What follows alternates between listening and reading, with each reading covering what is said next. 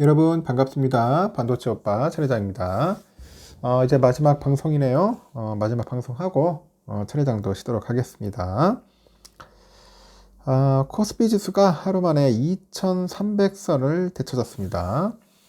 코스닥 지수 소폭 상승을 했고 다만 유가증권 시장하고 코스닥 시장 모두 저조한 주식 거래 그 규모를 기록을 했어요. 미국 연방공개시장위원회 FM 정례회의를 비롯해서 굵직한 발표를 앞두고 투자자들의 경계감이 컸던 것으로 현재 보이는 것 같습니다.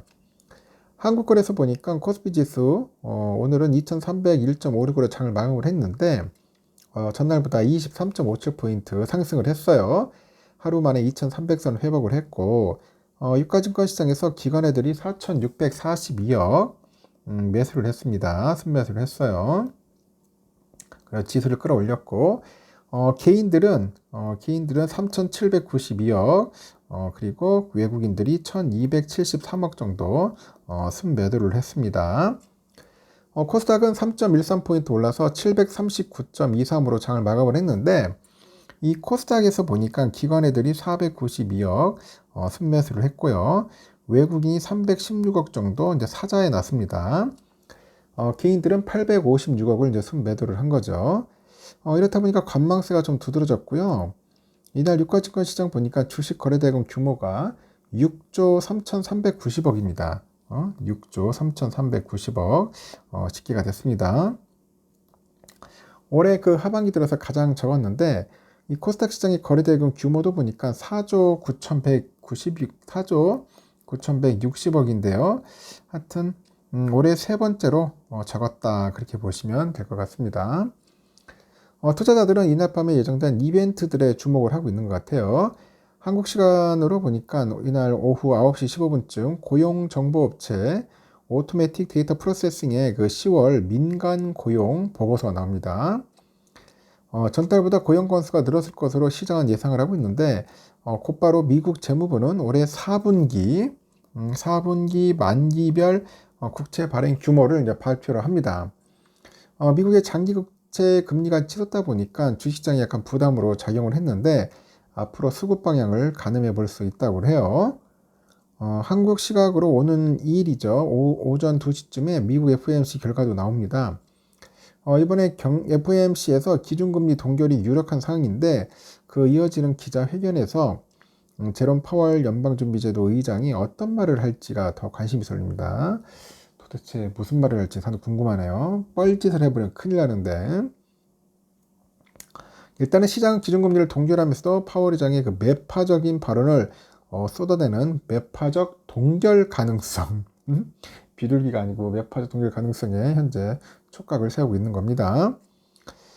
재무부의 국채 발행 세부 계획에서 핵심은 장기 국채 비중의 확대 여부인데 이어지는 FOMC 성명서와 파월 의장의 그런 기자회견은 기존 입장을 유지할 것으로 예상을 합니다. 그러면서도 달러와 금리가 등락을 보일 것이다. 그리고 연말 랠리의 트리거가 될 수 있는 중요한 하루다. 그런 이야기도 합니다. 업종별 전망에 따라 주가 흐름도 엇갈리는데요. 이 반도체 수출 실적이 개선되는 것으로 나타나면서 삼성하고 하이닉스는 이날 나란히 반등에 성공을 합니다. 산업통상자원부 보니까 지난달 반도체 수출 규모는 89억 달러, 지난해 동기보다 3.1% 적었는데 지난해 8월 이후 가장 낮은 감소율을 보이면서 개선세를 이어가고요. 특히 메모리 반도체 수출 규모 이게 재밌네요. 45억 1100만 달러입니다. 45억 1100만 달러로 17개월 만에 처음으로 전년 동기 대비 성장세로 전환을 했습니다. 당장 제조업 경기가 크게 개선되기는 어렵지만 최근에 미국과 중국의 반도체 재고 부담이 완화되고 있는 점은 수출에 긍정적이다. 반도체 감산의 효과도 더 뚜렷해질 수 있다고 봅니다.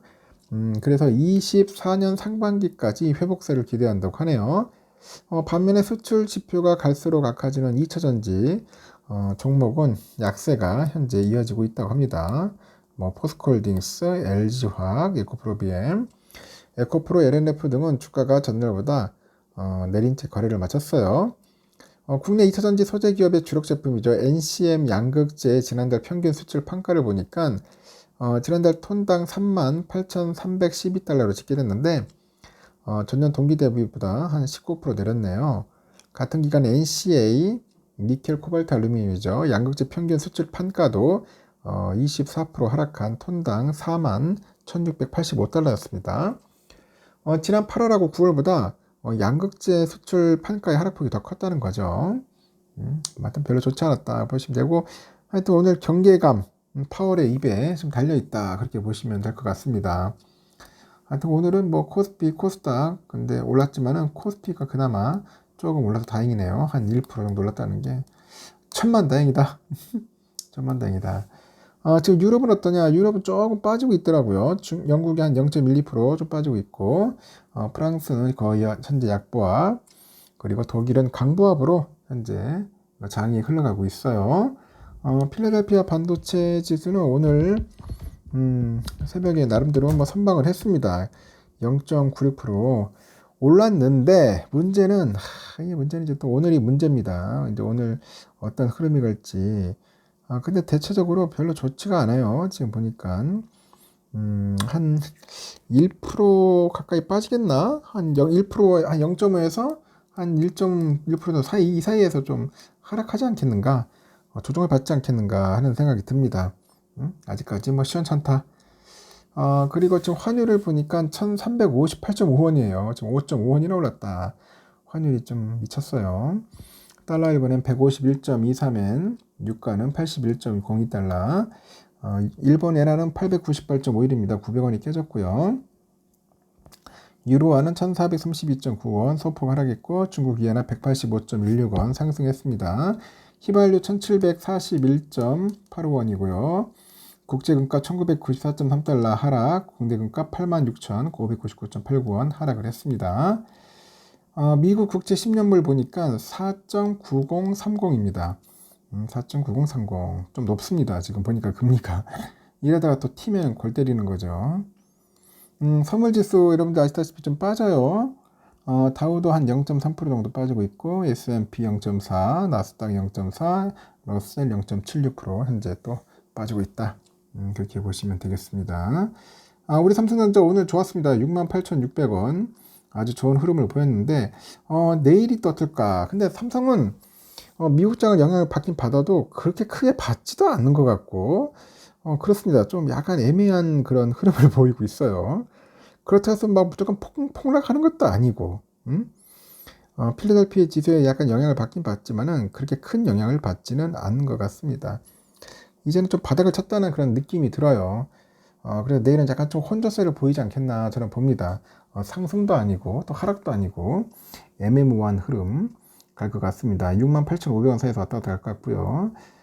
우선주도 마찬가지로 55,500원 사이에서 좀 왔다 갔다 할 겁니다. 오르락 내리락 하면서 등락이 좀 심하지 않을까 하는 생각이 듭니다. 상당히 힘듭니다. 하여튼 그 파월의 입에 주목을 하고 있다는 겁니다. 파월이 어떤 얘기를 할지 상당히 궁금해집니다. 일단은 여기까지 하고 너무 긴장을 갖지 말고 그냥 흘러가는 대로 가는 겁니다. 편안하게 주무시고 내일 새벽 6시에 뵙도록 하겠습니다. 여러분 굿나잇.